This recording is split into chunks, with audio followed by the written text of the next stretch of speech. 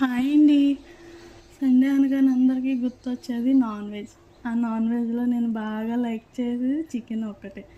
మా రాజమండ్రిలో అయితే మార్నింగ్ నుంచి ఉరుములు మెరుపులతో హెవీగా రెయిన్ పడుతుంది. ఈ కూల్ వెదర్లో మా హస్బెండ్ ఏమో వేడివేడిగా బిర్యానీ చేయమని అడిగారు. బిర్యానీ అంటే ఎవరికి నచ్చదు చెప్పండి. అందుకే సరే అన్నాను. వెంటనే వెళ్ళి చికెన్ తీసుకొని వచ్చాను. చికెన్ని నీట్గా క్లీన్ చేసి బిర్యానీ ప్రాసెస్ స్టార్ట్ చేస్తాను. మరి మీరేం చేస్తున్నారో కామెంట్ చేయండి.